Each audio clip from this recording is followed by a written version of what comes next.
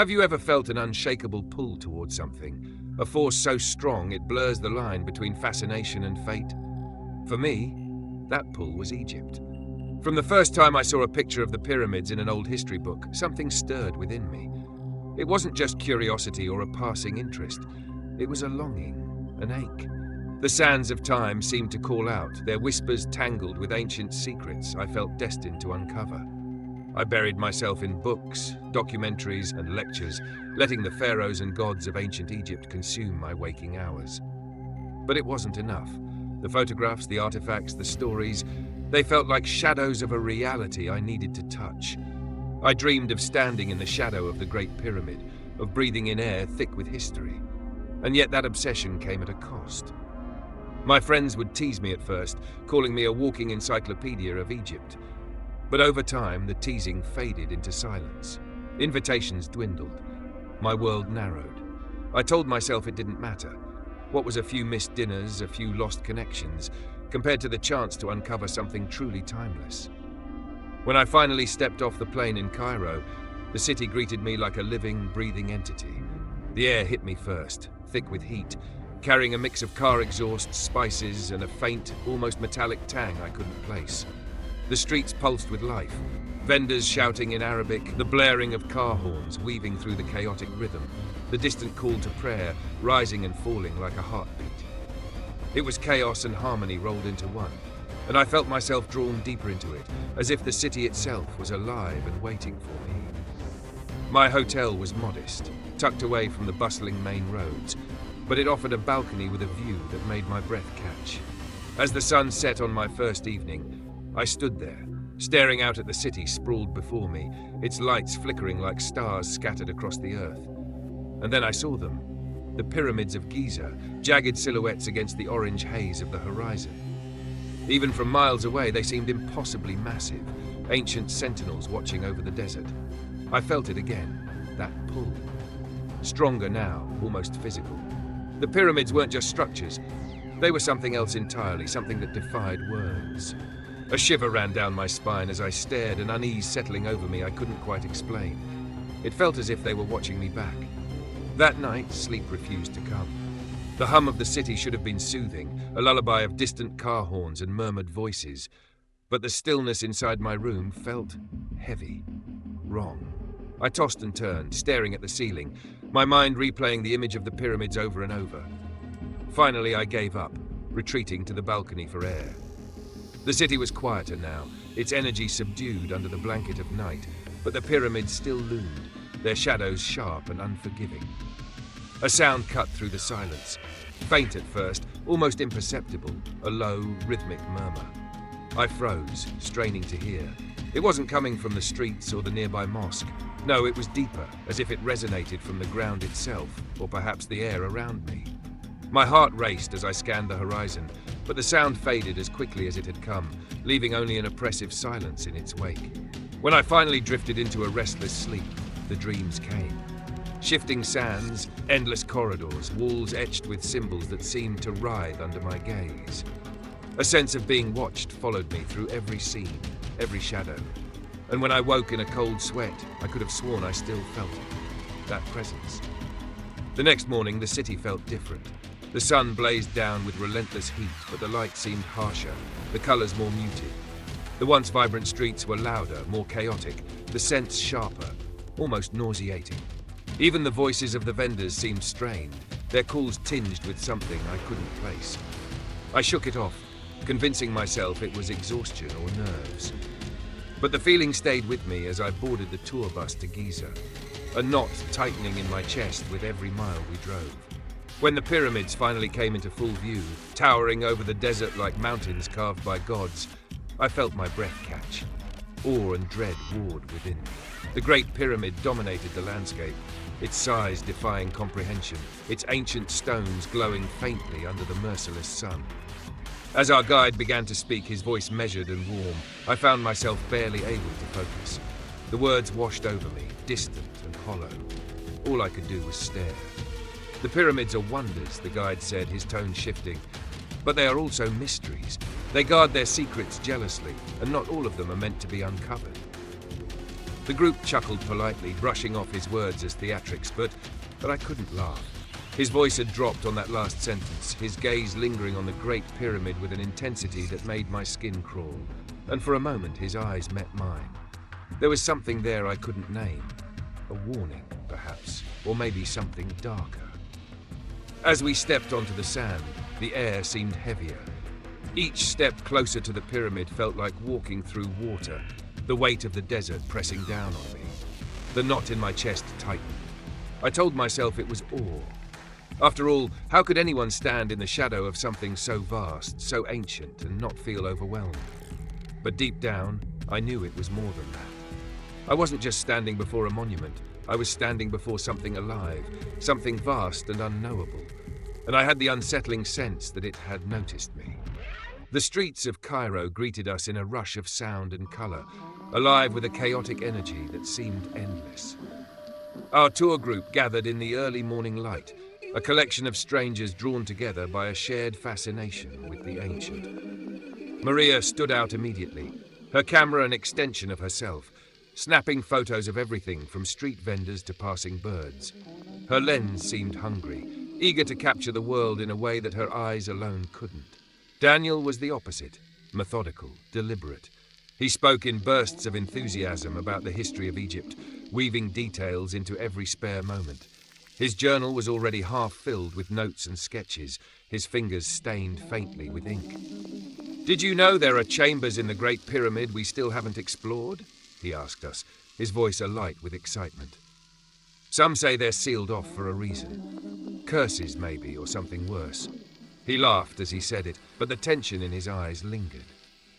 Victor, on the other hand, barely spoke. He kept to the edges of the group, his sharp gaze fixed on the horizon, as though searching for something only he could see. His silence wasn't shy, it was guarded. Once, I caught him staring at the Great Pyramid during the ride, his jaw tight, his hands clenched into fists. When I asked if he was okay, he just shook his head and muttered, "Something about this place feels wrong." Our guide, Khaled, arrived just as the morning heat began to settle in. Wiry and sharp-eyed, he carried himself with a calm confidence that spoke of years spent leading visitors into the desert. His voice was rich and rhythmic, the kind of voice that made you want to listen even if you didn't fully understand what he was saying. "The pyramids are more than monuments," he told us as we made our way to the Giza Plateau. "They are mysteries. They have watched over this land for millennia, and they do not give up their secrets easily." He gestured toward the towering structures in the distance, his expression unreadable. "Many have tried to uncover all their truths. Not all of them returned." There was a pause as his words hung in the air. Someone near the back chuckled nervously, but most of us stayed silent. Khaled smiled faintly and continued, his tone lighter now, but the gravity in his voice hadn't entirely lifted. "Legends say there are parts of the pyramid even the pharaohs feared, places where the gods themselves left their mark. But those are just stories, of course." He turned back to us with a wink, but the tension in my chest had already started to build. By the time we arrived at the plateau, the pyramids loomed impossibly large, their jagged silhouettes cutting sharply against the clear blue sky. The air was different here, heavier somehow. It pressed down on us, carrying a strange stillness that didn't match the desert heat. Even the chatter of the group seemed muted, as though the very ground demanded reverence. Maria was the first to break the spell, her camera clicking furiously as she moved closer to the Great Pyramid. "I've never seen light like this," she said, tilting her head to study the angles of the stones. "It's almost unnatural." She showed me the screen, and I felt a chill run through me. The photos were clear, but the shadows seemed wrong. Too long, too jagged, stretching in ways that didn't align with the sun. I wanted to point it out, but something held me back. Instead, I nodded and moved away, the knot in my chest tightening. Khaled led us toward the base of the Great Pyramid, his voice carrying over the crunch of sand beneath our feet. He spoke of ancient techniques, of the precision and ingenuity that had gone into building these colossal structures. But as we drew closer, his tone shifted again, quieter now, almost reverent. "They say the pyramids were built not just as tombs, but as gateways, paths to the afterlife, or to something beyond even that." He glanced back at us, his eyes narrowing slightly. The ancients believed these stones held power. They aligned them with the stars, carved them with symbols of protection. But some parts of the pyramid were not meant for the living, places where the air itself feels wrong. Victor stopped walking, his gaze fixed on the massive stones ahead of us. "And what happens to those who go there?" he asked, his voice low. Khalid's smile faltered for the briefest moment. "They are not the same when they return." The group fell silent again, a weight settling over us that no one dared to break. Even Maria had stopped taking photos, her camera hanging limp around her neck. The air felt colder now, a subtle drop in temperature that raised the hairs on the back of my neck. I glanced at Daniel, expecting him to say something to lighten the mood, but he was busy scribbling in his journal, his expression unusually somber.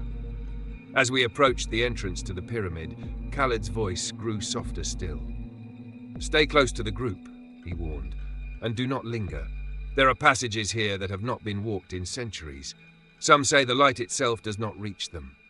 The words sent a shiver through me, but I nodded along with the others, too captivated by the sheer scale of the structure to fully process what he was saying. The stones towered over us, their surface worn smooth in places, but still impossibly precise.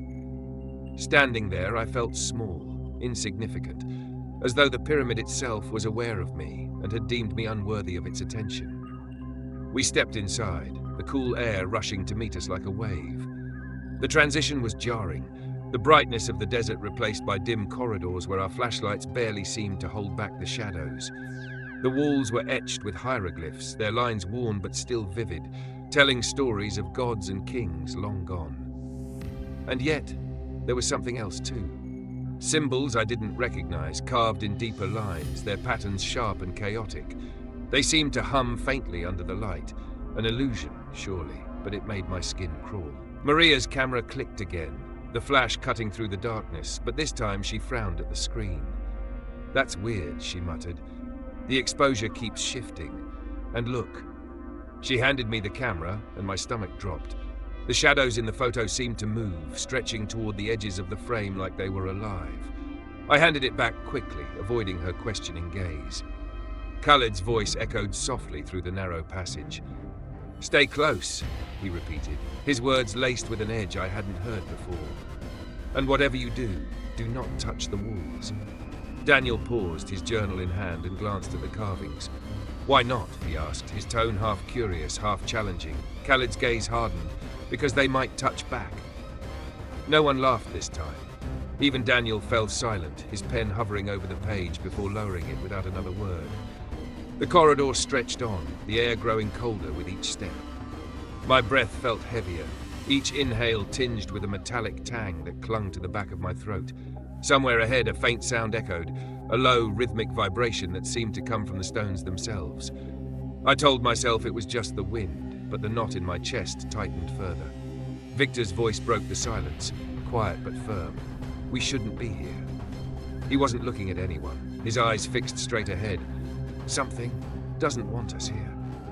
Maria started to say something, but Khalid held up a hand, his expression grim. "Keep moving," he said simply. "We're almost there." But even as we pressed on, I couldn't shake the feeling that we weren't alone.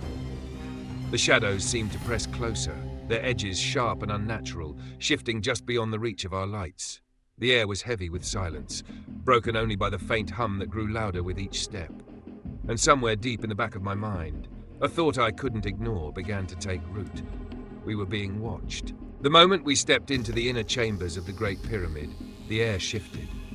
It wasn't just the temperature, though it was cooler here, damp even, with a faint metallic tang that settled on the tongue. It was the weight of the place, an oppressive stillness that made every sound feel like an intrusion. The walls seemed to press inward, not physically, but with a presence, as though the pyramid was aware of us and disapproved of our being there. I told myself it was all in my head. It had to be. Centuries of stories and legends had built the pyramids into something more than stone, and I was just another tourist succumbing to the myth. But the rational part of me, the part that clung desperately to logic, was losing ground. Maria's camera clicked as she walked a few steps ahead, the flash cutting briefly through the dim corridor. She lowered the camera and frowned, her thumb scrolling through the images. "That's strange," she said, her voice a little too loud in the silence. "It's like the photos keep distorting. Look at this." I glanced at the screen. The photo showed the corridor ahead, the stone walls illuminated by the flash, but the shadows were wrong. They stretched unnaturally long, twisting toward the edges of the frame as though they were alive. "Maybe it's the lighting," I offered, but my voice sounded hollow, even to me. Maria didn't look convinced, and neither was I. She tucked the camera against her chest, her fingers gripping it tightly, as though holding on to something solid might keep the unease at bay. Victor's footsteps slowed, and I turned to see him standing a few paces back, his eyes fixed on the wall. He didn't say anything, but his expression, a mixture of fear and fascination, made my stomach twist. "What is it?" I asked, stepping closer. "Do you hear that?" he said, his voice barely above a whisper. I paused, straining to listen. At first, there was nothing but the faint sound of our breathing and the distant murmur of the group ahead. But then I heard it. A low hum, rhythmic and pulsing, almost imperceptible, but undeniably there. It seemed to resonate through the walls, through the air, through me. "It's probably the wind," I said, though the words felt empty. Victor shook his head, his gaze still locked on the wall. "It's not the wind," he muttered. Khaled called for us to keep moving, his voice echoing down the corridor. We hurried to catch up, but the hum stayed with me, a vibration I couldn't shake. The hieroglyphs on the walls seemed sharper now, their lines more distinct in the flickering light of our flashlights. I tried not to look too closely, but my eyes were drawn to them. Symbols I didn't recognize mingled with the familiar shapes, their angles jagged and chaotic, their patterns unsettling. We entered a larger chamber, its ceiling disappearing into shadow. In the center stood a granite sarcophagus, its lid slightly ajar. Khaled began to speak, his voice measured and calm as he explained the history of the room, but I barely heard him. My attention was on the walls. The carvings here were different, more chaotic. They showed figures in contorted poses, their faces twisted into expressions of anguish or worship. I couldn't tell which. Surrounding them were more of the strange symbols, their lines seeming to pulse faintly in the dim light. Maria raised her camera again, but when she pressed the shutter, the flash didn't fire. She frowned, adjusting the settings, but the camera remained unresponsive. "It's dead," she said, her voice tight. "The battery was full this morning." "Electronics can be finicky in places like this," Khaled said, though his tone lacked conviction. "Too much stone, perhaps." Maria nodded, but her fingers trembled as she lowered the camera. I caught her glancing at the shadows, her unease mirrored in my own chest. Victor stayed near the entrance, his arms crossed tightly over his chest. He hadn't spoken since the corridor, but his eyes darted around the room, tracking something I couldn't see. "We shouldn't be here," he said finally, his voice flat. "Something isn't right." Khaled hesitated before responding. "We'll be moving on shortly. Stay close." As the group began to filter back into the passage, I lingered, drawn to a section of the wall near the sarcophagus. The carvings here were deeper, their edges sharper, as though whoever had made them had pressed harder into the stone. My fingers hovered over the surface, and for a moment I felt a strange compulsion to touch it. The air seemed to grow colder as I stood there, the hum louder now, vibrating in my chest. My hand brushed against the stone and the world tilted. A sharp sting shot through my palm, and I yanked my hand back, staring at it in shock. There was no blood, no visible wound, but a faint mark had appeared on my skin. It was angular, geometric, its lines sharp and precise, almost like the symbols carved into the walls. The mark pulsed faintly, a soft glow that seemed to sink into my flesh. My breath quickened, my heart pounding in my ears. "Are you okay?" Maria's voice broke through the haze, and I turned to see her watching me, her brow furrowed with concern. "I'm fine," I said quickly, shoving my hand into my pocket. The words felt like a lie, but I couldn't explain what had just happened. Not yet. As we made our way back through the passage, the air felt heavier, the hum louder, more insistent. The mark on my hand tingled, a faint warmth that spread up my arm. I glanced at Victor, expecting him to say something, but he was pale and silent, his eyes darting nervously to the shadows that seemed to stretch too far. Back in the sunlight, the oppressive weight of the pyramid eased slightly, but the unease remained. Maria and Daniel were quiet, their earlier excitement dulled.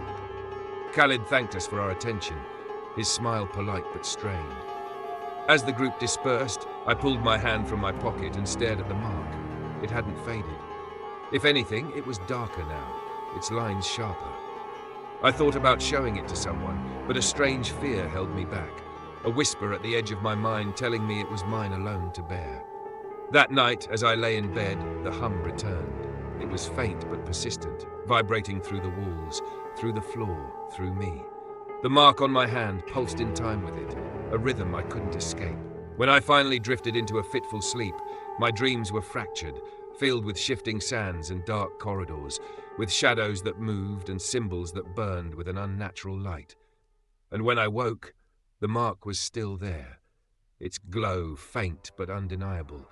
I couldn't shake the feeling that something had changed, that I had crossed a line I couldn't come back from. The pyramid hadn't just let me leave. It had marked me. And whatever that meant, I knew it was only the beginning. The entrance loomed before me, darker than I remembered, the shadows spilling out into the harsh sunlight like something alive. Every instinct screamed for me to stop, to turn back, but the pull was stronger now, a force as ancient as the stones themselves, tugging at me with an urgency that defied reason. My legs moved before I could think, carrying me across the threshold and into the cool, oppressive air of the pyramid's interior. The corridor stretched ahead, narrow and unyielding, its walls carved with the same jagged symbols that now adorned my hand. The mark pulsed faintly in the dim light, a rhythmic glow that seemed to echo the hum I felt deep in my chest. The deeper I went, the more the air seemed to change, growing colder, heavier, until every breath felt like an effort. Time itself seemed to warp, the seconds stretching impossibly long, each step echoing as though I were walking through a space far larger than it appeared. The hieroglyphs on the walls seemed to shift as I passed, their lines twisting and writhing just beyond the edge of my vision. At first, I thought it was a trick of the light, but the patterns became more distinct, their shapes coiling and uncoiling in a slow, deliberate dance. Figures once static now seemed to move, their contorted forms reaching toward one another in silent agony. I tried to focus on the path ahead, but my gaze was drawn back to the walls, unable to resist the pull of the shifting carvings. I turned a corner and the hum grew louder, resonating through the stone and into my bones. The air grew colder still, and my breath came out in visible puffs, the warmth of the desert long forgotten. The corridor widened into a chamber, its ceiling disappearing into shadow. At the center stood an altar, its surface blacker than anything I had ever seen, as though it absorbed the very light around it. The symbols etched into its surface glowed faintly, their sickly green light casting jagged shadows across the walls. My heart pounded as I stepped closer, drawn to the altar despite every instinct screaming at me to stop. The air around it seemed to vibrate, the hum rising to a pitch that made my teeth ache. The symbols on the walls pulsed in time with the mark on my hand, their glow growing brighter with each step I took. It felt as though the chamber itself were alive, its energy pressing against my skin, seeping into my thoughts. I reached the altar and hesitated, my fingers hovering above its surface. The black stone was impossibly smooth, its edges sharp and precise. As my hand moved closer, the mark on my palm burned, the pain sharp and searing. I tried to pull back, but the pull was too strong. My fingers brushed the surface, and the world shifted. A wave of cold shot through me, so intense it stole my breath. The hum grew deafening, vibrating through my skull, and the symbols on the walls flared with blinding light. The chamber seemed to twist around me, the walls bending and warping as though the space itself were unraveling. I stumbled back, clutching my hand as the mark burned brighter, its lines spreading up my arm like cracks in the surface of glass. The altar began to shift, its surface rippling like water, and a shape emerged from the darkness. At first, it was formless, a mass of shadow that twisted and writhed, but as it moved, it began to take shape. Limbs extended, impossibly long and thin, their movements unnaturally smooth. A torso followed, its surface rippling like liquid, and finally, a head. It was featureless at first, a blank expanse of shadow, but then 2 pinpricks of light appeared where eyes should have been, pale and unyielding. The entity loomed over the altar, its form towering and grotesque, its presence filling the chamber with a weight that pressed against my chest. The air grew colder still, the temperature plunging until my skin prickled with frost. The walls seemed to vibrate, the symbols carved into them glowing brighter, their lines pulsing in time with the hum that now felt like it was coming from the entity itself. The figure's gaze fixed on me, those pale lights burning into mine with an intensity that made my knees buckle. The mark on my hand throbbed painfully, the lines spreading further, branching up my arm and across my chest. The pain was excruciating, but I couldn't look away. The entity didn't move, but its presence was overwhelming, as though its will alone was enough to crush me. Images flooded my mind, sharp and fragmented, too fast to make sense of. I saw deserts stretching into infinity, the sand writhing as though alive. I saw figures kneeling before a towering structure, their hands raised in supplication, their faces obscured by shadow. I saw symbols carved into flesh, their lines glowing faintly as the figures chanted in a language I couldn't understand. And then I saw the entity, standing at the center of it all, its pale eyes burning with a cold fire that seared into my soul. The hum shifted, its pitch rising and falling in a rhythm that felt almost like speech. The entity raised one of its limbs, its movements deliberate and precise, and the air around me seemed to ripple. The mark on my hand burned hotter, the pain radiating through my body, and I felt a pull in my chest, sharp and insistent. It was as though the entity was reaching inside me, pulling at something I couldn't see. The symbols on the walls pulsed faster, their light flickering as shadows stretched and twisted around the chamber. The air grew heavier, the pressure in my chest making it hard to breathe. The entity moved closer, its presence suffocating, and I felt the pull intensify, dragging me toward the altar. I tried to resist, my legs trembling as I fought to stay upright, but the pull was too strong. The entity's gaze bore into me, its eyes unblinking, and the images in my mind grew sharper. I saw rituals performed in the dead of night, their participants cloaked in shadow, their voices rising in unison. I saw the pyramids as they were thousands of years ago, their surfaces gleaming under the light of a sky filled with stars. I saw the entity at the heart of it all, its form both alien and ancient, its presence a constant, unyielding force. The hum reached a crescendo, the symbols flaring with blinding light, and the chamber seemed to collapse inward. The walls bent and twisted, the shadows merging into a single, writhing mass that surrounded the altar. The air was alive with energy, crackling and pulsing with a rhythm that matched the beating of my heart. The entity raised its limb higher, and I felt the pull in my chest grow unbearable. The last thing I saw before the darkness claimed me was the entity's gaze, its pale eyes burning with an intensity that promised I would never truly escape. And then the world went silent, the hum fading into nothingness as the shadows consumed me. The passage narrowed as I descended, the air growing colder with every step. My flashlight flickered weakly against the stone walls, its beam barely cutting through the oppressive darkness. The hum, now a constant presence, resonated through the pyramid, a low, vibrating rhythm that seemed to come from everywhere and nowhere at once. The mark on my hand burned steadily, its glow faint but unrelenting, as though it were guiding me forward, pulling me deeper into the ancient structure. Time felt meaningless here. Minutes stretched into hours, or perhaps it was the other way around. The stone beneath my feet felt impossibly smooth, worn down by centuries of footsteps, or something else. The hieroglyphs that had once been familiar were now replaced by jagged, chaotic symbols that seemed to shift and writhe under the flickering light.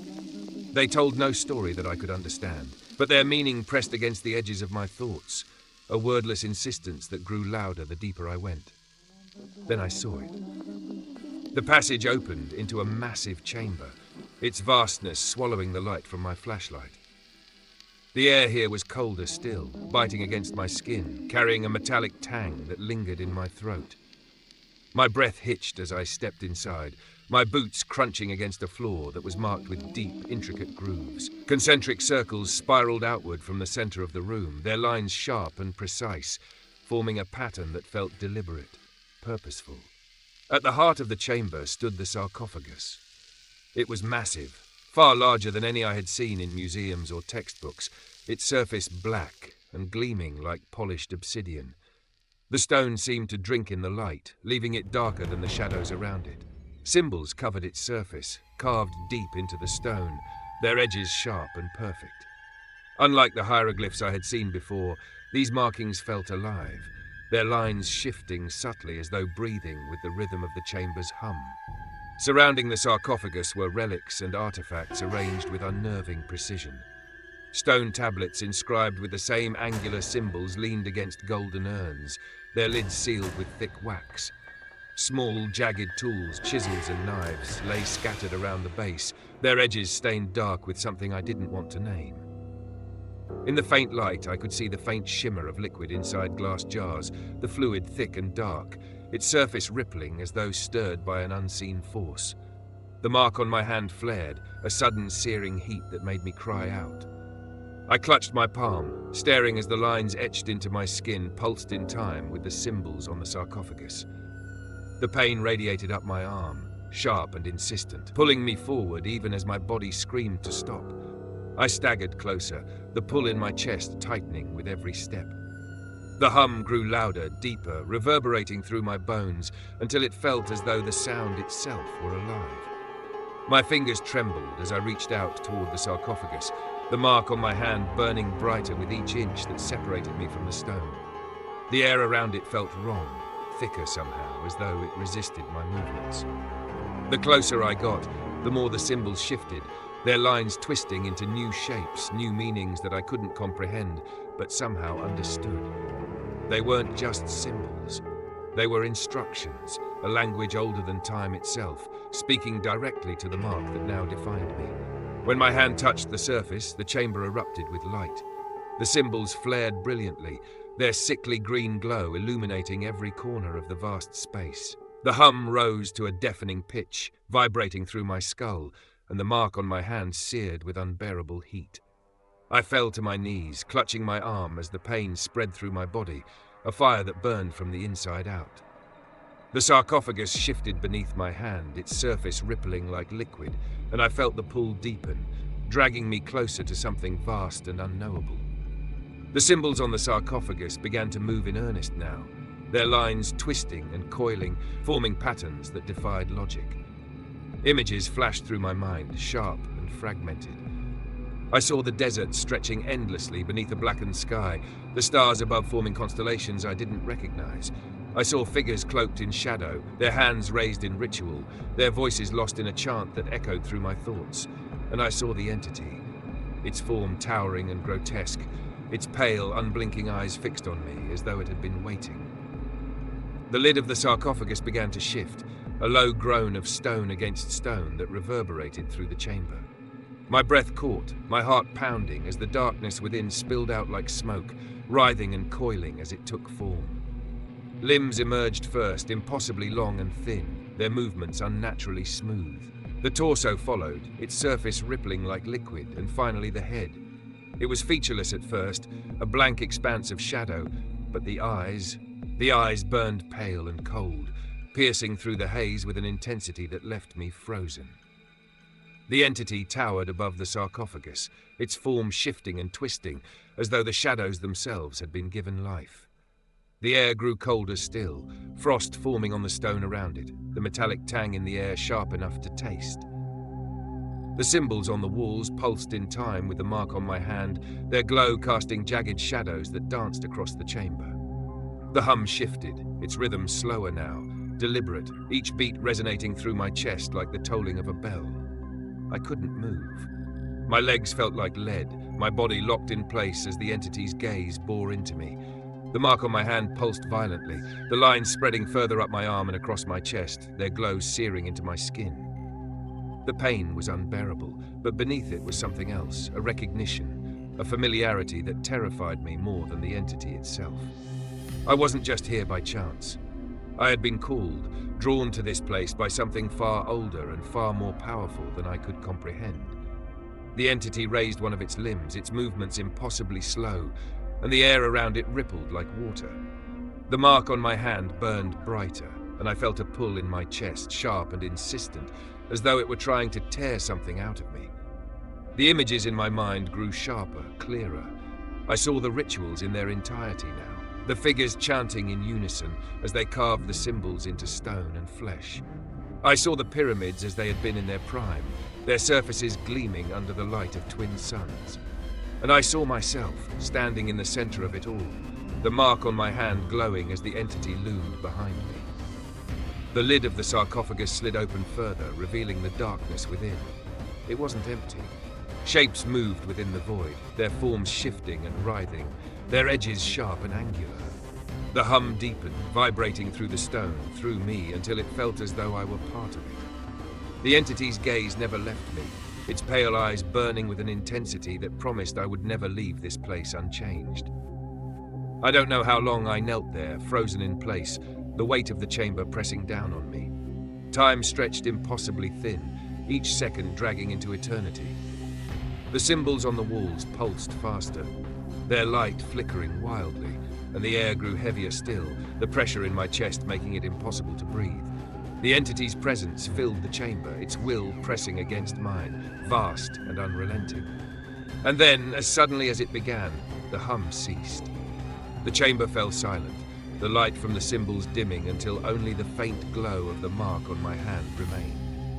The entity didn't move, but its presence lingered, a constant weight that pressed against my thoughts. The lid of the sarcophagus slid shut with a final echoing thud, and the darkness within was sealed once more. I staggered to my feet, my legs trembling beneath me, the mark on my hand still pulsing faintly. The pull was gone, but the connection remained, a thread tying me to the entity, to the sarcophagus, to whatever it was that lay beneath the surface of this ancient place. I knew then that I hadn't been chosen by chance. The pyramid had called to me, and I had answered, and whatever it had awakened in me, I knew it would never truly let me go. The moment the hum returned, I knew I wasn't alone. It was louder this time, deeper, resonating through the chamber with a force that made the walls tremble. The mark on my hand burned, its lines glowing brighter with every passing second, spreading further up my arm like veins filled with molten fire. The air thickened, pressing against my chest, each breath harder to draw. My body felt rooted to the spot, the pull from the sarcophagus stronger now, almost unbearable. I fought against it, my mind screaming to turn away, but my legs refused to move. The entity began to rise. The shadows around the sarcophagus twisted and coiled, stretching toward the ceiling, merging into a single, towering form. At first, it was featureless, a mass of roiling darkness, but as it moved, it began to take shape. Limbs unfolded, impossibly long and thin, their edges sharp and shifting. A torso emerged, its surface rippling like liquid, and then the head. A blank expanse of shadow, interrupted only by two pale, unblinking eyes. They burned with a cold, otherworldly light, their gaze fixed on me as though I had been summoned here for this moment alone. My thoughts fractured under the weight of its presence. Images flooded my mind, sharp and fragmented, each one tearing through me with the force of a storm. I saw the pyramids as they once were, their surfaces gleaming under a sky filled with alien constellations. I saw priests in dark robes, their faces hidden by masks, their hands carving the jagged symbols into stone and flesh alike. Their chants echoed in my ears, a language that defied comprehension but resonated deep with my chest, as though the words had been etched into my very bones. The visions grew sharper. I saw sacrifices carried out under twin suns, the blood of the fallen flowing into the grooves of the chamber floor, feeding something vast and ancient that slumbered beneath the stones. I saw the entity, its form shifting and twisting, its pale eyes watching as the rituals unfolded. And then I saw myself, standing at the center of it all, the mark on my hand glowing brighter than the sun, the shadows closing in around me as the priests knelt in reverence. The mark flared with sudden intensity, pulling me back to the present. The pain was unbearable now, searing through my arm and into my chest, as though it were trying to rip something out of me. The entity stepped forward, its movements smooth and deliberate, its presence filling the chamber with an oppressive weight. The air around it seemed to ripple, the temperature plunging until frost formed on the walls, the floor, my skin. The hum shifted, its rhythm slower now, deeper, vibrating through my skull with a resonance that felt like words. "You are marked," the voice said, though it wasn't a voice at all. The words pressed into my mind, layered and fragmented, their meaning clear despite the chaos of their form. You carry the seal, the bond. The choice was never yours. I tried to speak, but the words caught in my throat, my voice lost beneath the weight of the entity's gaze. The shadows around it stretched toward me, their edges sharp and jagged, their movements unnervingly slow. I stumbled back, my hands scrabbling against the cold stone, but the pull in my chest grew stronger, dragging me forward even as I fought against it. My legs buckled, the weight pressing down on me too much to bear, and I fell to my knees, the frost biting into my skin. The visions returned, more vivid now, as though the entity itself were forcing them into my mind. I saw memories that weren't mine, glimpses of a world older than history, a civilization that had risen and fallen long before humanity's first steps. I saw their temples, their cities, their rituals, all built around the same symbols that now burned into my flesh. I saw their faces, their eyes wide with devotion and fear, as they offered their lives to the darkness that ruled them. And then I saw the mark, etched into their hands, their arms, their faces, binding them to the will of the entity, to the endless cycle of sacrifice and servitude. The visions shifted, twisting into something worse. I saw my own memories, fractured and altered, as though the mark were rewriting them. Moments from my childhood, my dreams of the pyramids, my obsession with their mysteries, all of it twisted, corrupted. It wasn't fascination that had driven me here. It was the pull, the mark, the entity's will, reaching through time to draw me into its grasp. My life had never been my own. I had been chosen long before I ever set foot in the desert. The realization hit me like a blow, and for a moment, the pull in my chest faltered. I scrambled to my feet, every instinct screaming at me to run, to flee this place and never look back.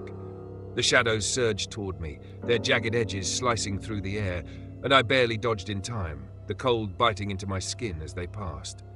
The entity's gaze followed me, its pale eyes unblinking, and the hum grew louder, the rhythm quickening, matching the frantic beat of my heart. "There is no escape," the voice said, the words filling my mind with an unshakable certainty. "You are bound. You are ours." I stumbled back, my flashlight flickering weakly in my hand. The beam of light wavered as I swung it toward the shadows, but they only twisted away, avoiding the light with an unnatural fluidity. The mark on my hand burned hotter, the pain radiating through my body, and I felt the pull intensify, dragging me closer to the sarcophagus. My legs moved against my will, the frost beneath my feet cracking with each step, and the entity loomed larger, its form towering and grotesque. Desperation clawed at me, and I fought against the pull with everything I had. My muscles strained, my breath coming in ragged gasps, but it was no use. The shadows closed in around me, their edges sharp and shifting, and I felt the cold seep into my bones, slowing my movements, numbing my thoughts. The entity's presence was overwhelming now, its will pressing against mine, vast and unyielding. The mark on my hand pulsed violently, and I fell to my knees once more, the weight of the chamber crushing down on me. The lid of the sarcophagus slid open, and the darkness within spilled out like smoke, writhing and coiling as it filled the chamber. The entity raised one of its limbs, its movements deliberate and slow, and the air around it rippled, the hum shifting into a deafening roar. The shadows surged forward, their jagged edges slicing through the air, and I braced myself for the end. But then, something changed. The mark on my hand flared with blinding light, its glow cutting through the darkness, and the shadows recoiled, their movements frantic and disjointed. The entity paused, its pale eyes narrowing, and the pull in my chest faltered. The hum wavered, its rhythm breaking, and for the first time, I felt a sliver of resistance. I pushed against the pull, my mind screaming with effort, and the mark burned brighter, its lines spreading across my skin like fire. The shadows twisted and writhed, their edges splintering under the light, and the entity let out a sound that wasn't a sound at all, a wave of rage and frustration that echoed through the chamber. The sarcophagus slammed shut, the darkness retreating into its depths, and the hum fell silent. The chamber was still, the air heavy with the aftermath of what had transpired. The entity's form began to dissolve, its limbs unraveling into tendrils of shadow that coiled and twisted before fading into nothingness. Its eyes lingered for a moment longer, burning with a cold fire that seared into my soul, and then they too were gone.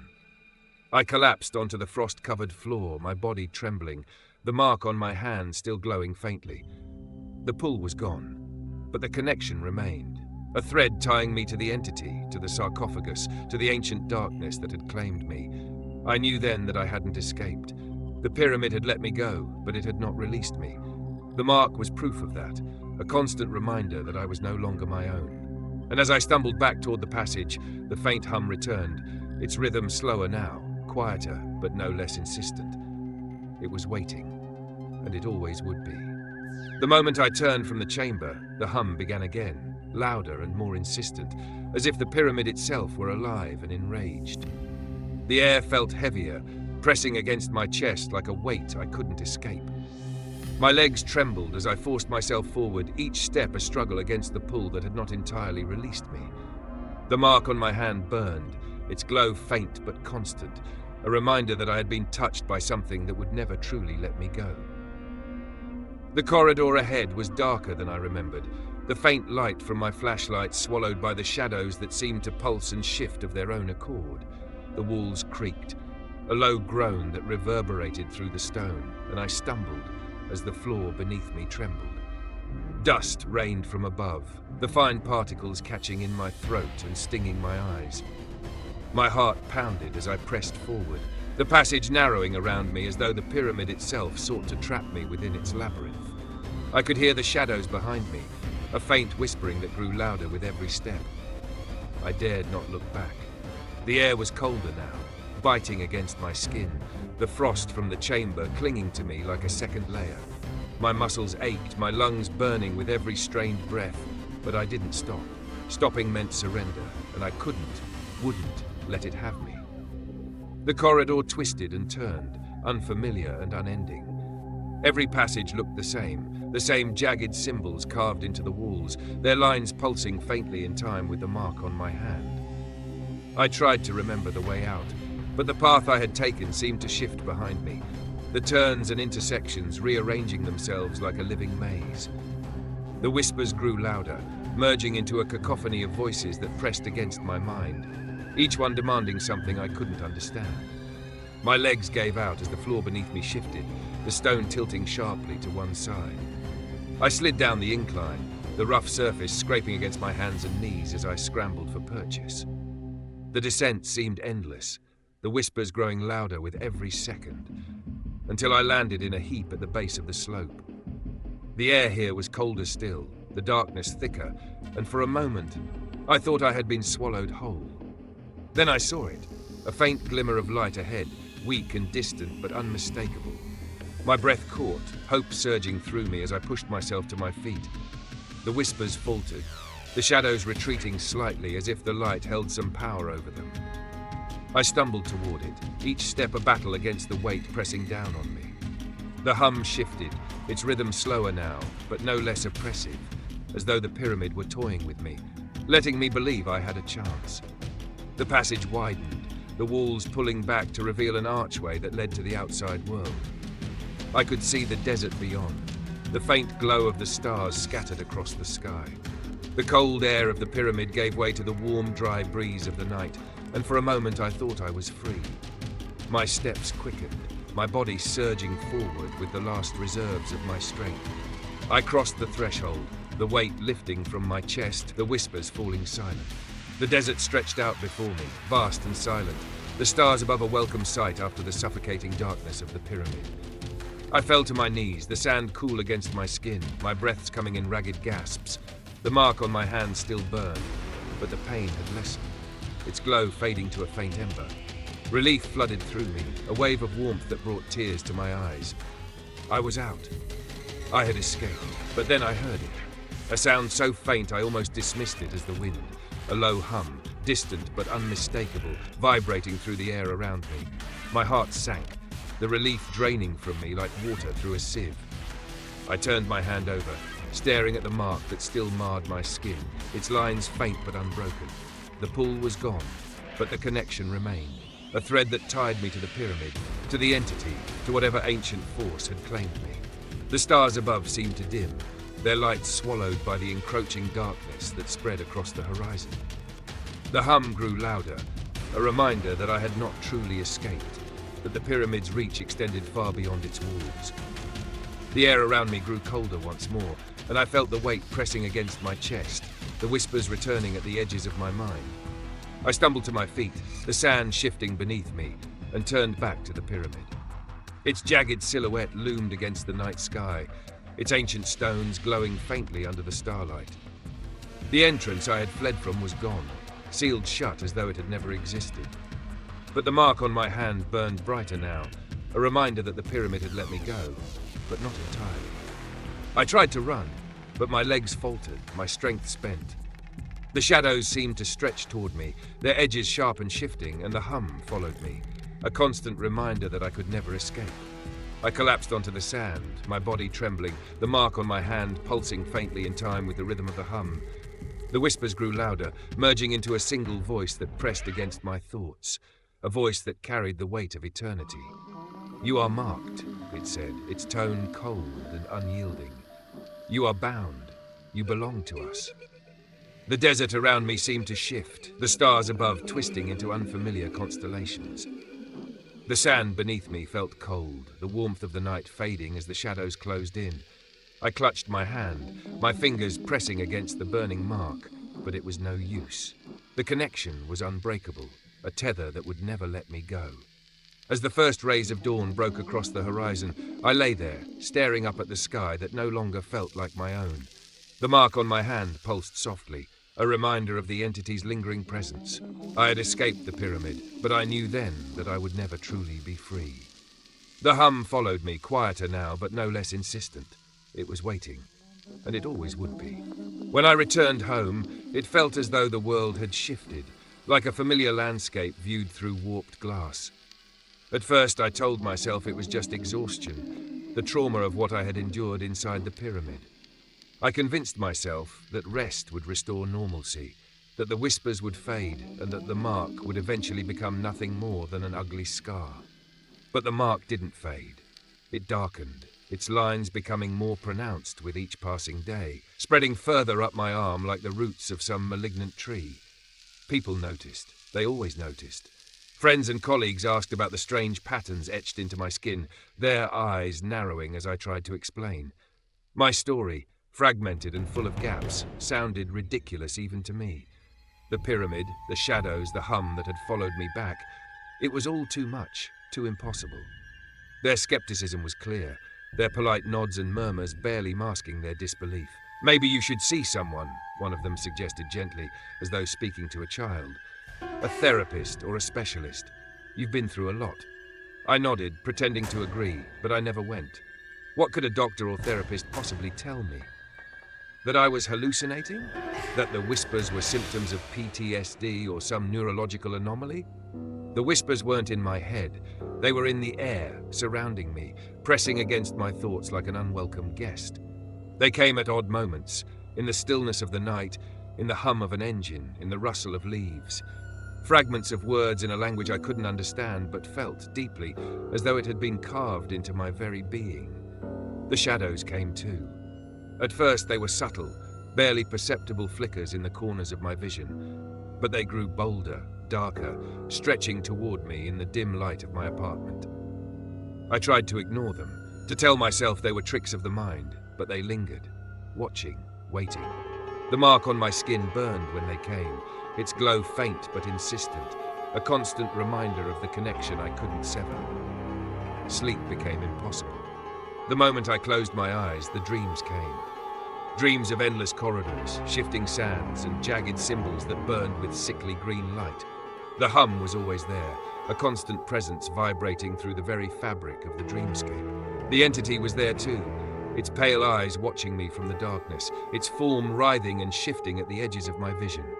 Each time I woke, the mark had spread further, its lines creeping up my arm, across my chest, and coiling around my ribs like a parasite. I stopped going to work. I stopped answering calls. The outside world felt distant, irrelevant. My apartment became my prison, curtains drawn, lights dimmed, whispers filling every corner of the silence. Food lost its taste. The air grew stale. The shadows moved more freely now, no longer restrained by the weak light I tried so desperately to keep burning. They would gather in the corners of my room, their forms indistinct but undeniably there. They murmured softly, their voices blending with the hum, a cacophony that drowned out every rational thought. Once I tried to leave. I packed a bag, stuffed my passport and wallet into my pocket, and stepped out into the daylight. The sun was blinding, its warmth on my skin a sensation I could barely recognize. But the moment I reached the edge of the street, the mark flared. An explosion of pain that dropped me to my knees. The hum roared in my ears, the whispers rising to a deafening crescendo. Shadows spilled out around me, stretching across the pavement, their jagged edges slicing through the light. I stumbled back into my apartment, the door slamming shut behind me as I gasped for breath. The message was clear. There was no escape. The isolation became complete. My phone battery died, and I didn't bother to charge it. The blinds stayed closed, the only light the faint glow of the mark on my skin. I spent hours staring at it, tracing its lines with trembling fingers. It wasn't just a mark. It was alive, its patterns shifting subtly, pulsing with a rhythm that matched the hum. Sometimes I thought I saw shapes within it, figures twisting and contorting, their faces hidden but their intent unmistakable. They were watching. The entity was watching. The whispers grew clearer, their fragmented words forming broken sentences that burrowed into my thoughts. You are bound. You are chosen. You cannot run. The words repeated over and over, a mantra that drowned out everything else. I began to speak them aloud, the syllables foreign and jagged on my tongue but strangely familiar, as though I had always known them. The mark burned brighter when I spoke, the shadows gathering closer, their forms more distinct. The entity's presence grew stronger. I could feel it now, a constant weight pressing against my mind, my soul. It didn't need to appear. Its will was enough. It wanted something from me, though I didn't know what. My thoughts were no longer my own, my memories fractured and blurred. The life I had lived before the pyramid felt distant, like a story I had read long ago. The only thing that felt real was the mark, the whispers, the hum. One night, as I sat in the dim light of the apartment, the mark flared brighter than it ever had before.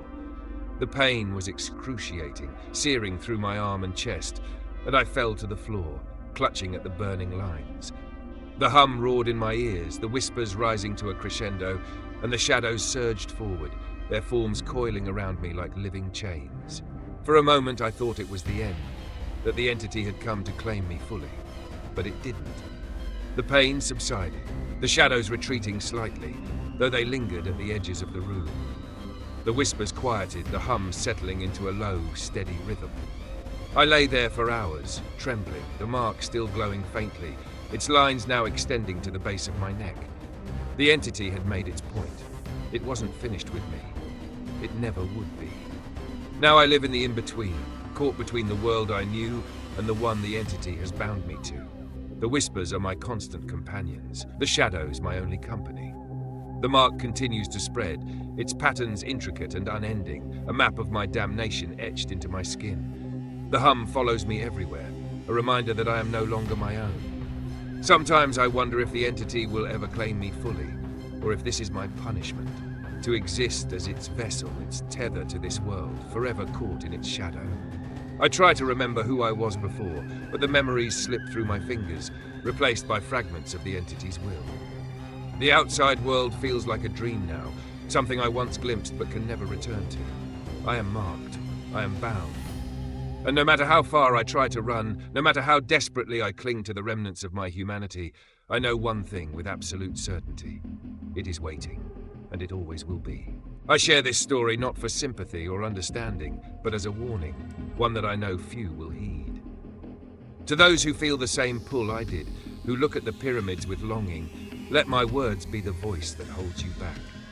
There are things buried in the earth that are older than time itself, secrets that were never meant to be uncovered.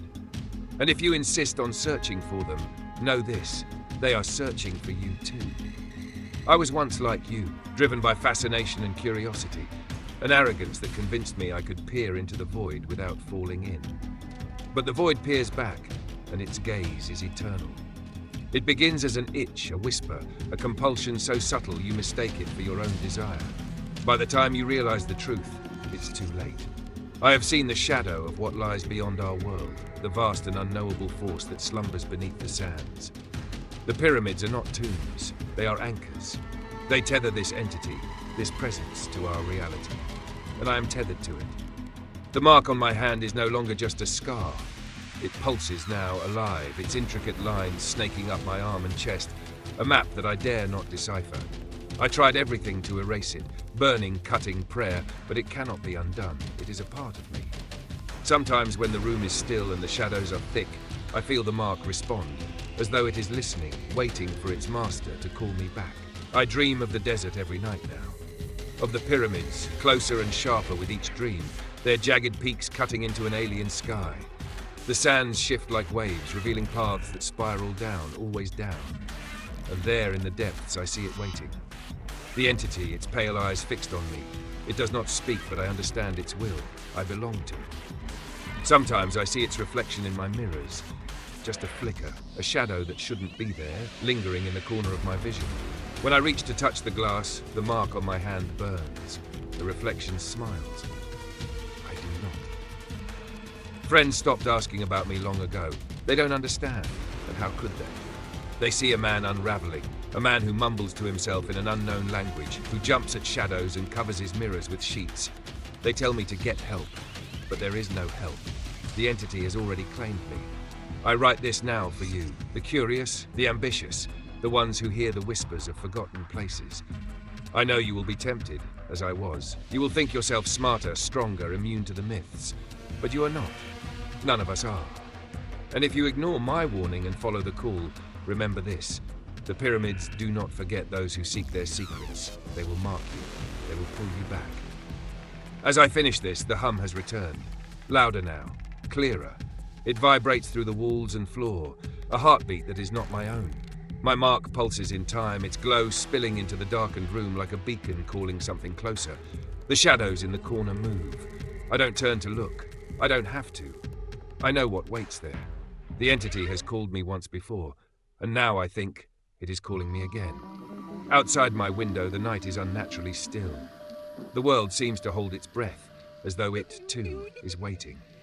I feel the pull deep in my chest, a thread tugging at me, relentless and unbreakable. The whispers grow louder and I realize I am no longer afraid. I was never meant to escape. In my final dream, I will return to the pyramid. I will stand before the altar in the cold, ancient chamber, the hum rising until it consumes me entirely. And when the darkness comes, I will embrace it.